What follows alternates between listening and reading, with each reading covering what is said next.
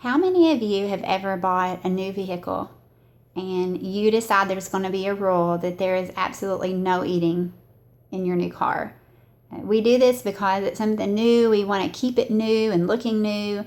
I had this happen recently with my older brother. He bought a new car. He was in from out of town. We were actually in it on the way to my parents' house when I started to open a package of gummy savers. He reaches across the car before I can even get it open, jerks it out of my hand and says, "The rule is no eating in this car." Now, he has two sons. One is 6 and one is a year and a half old. I totally get where he was coming from, because if you could see my van right now, you'd realize our rule of no eating did not last long. There comes a point when it's just easier when you have kids and you're constantly on the run and rushed and running late, and they're hungry and they're tired. You run through the drive-thru and you do what you have to do, and if that means a dirty van, it means a dirty van.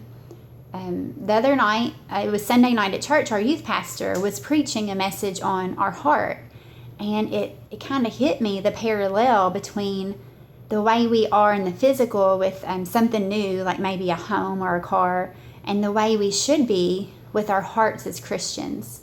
The word tells us in 2 Corinthians that whenever we are saved, old things are passed away, and behold, all things are made new. This means our heart as well. So we have this new heart, and in the beginning, we're so excited about our salvation. It seems easy to keep sin out. But as time goes on, just like with my van, I started to let my kids eat in there, and I didn't even realize how filthy it got until one day I went to move the car seat, and it was embarrassing, the stuff that I found under the car seat. The same thing can happen with our heart. Satan, he'll tempt us with our thoughts. He will tempt us in every way, because that's his mission, is to steal, kill, and destroy.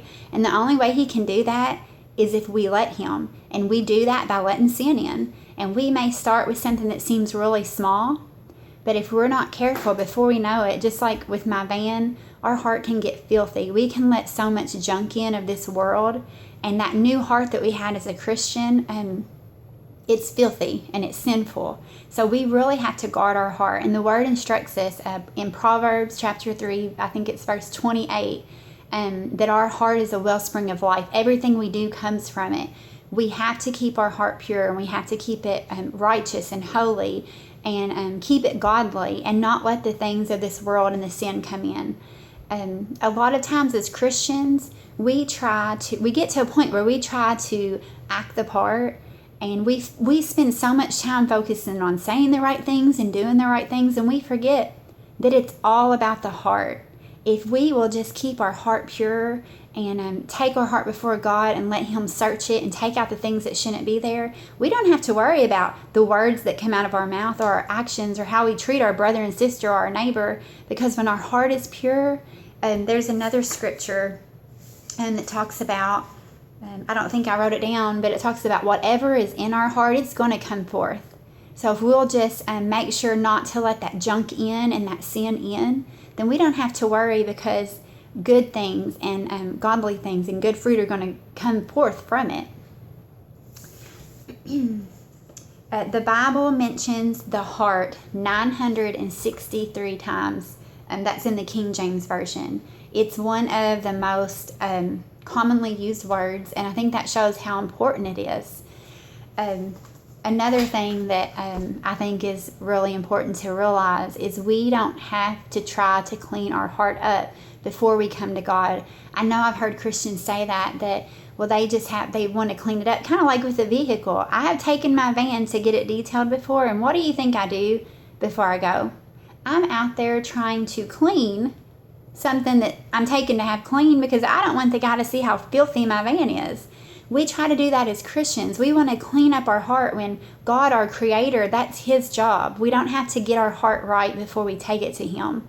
We just have to come to him with a sincere heart, let him search it, and let him take the junk and the sin away, so that we can have that peace that he promises, and so that we can be free. Because if you're walking around and you're trying to hide sin in your heart, or maybe it's something that you don't even realize you've let in, which is why we let God search it, because he is the only one who truly knows our heart. But if you're doing that, you can't really be free as a Christian to serve and worship or to witness to others like we're called to.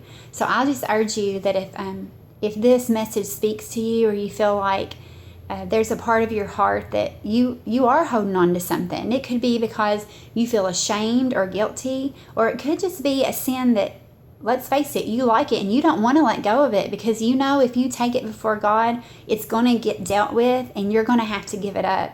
But I can promise you the blessings that will come in place of what you have hidden in your heart will far outweigh anything that Satan has to offer, any sin.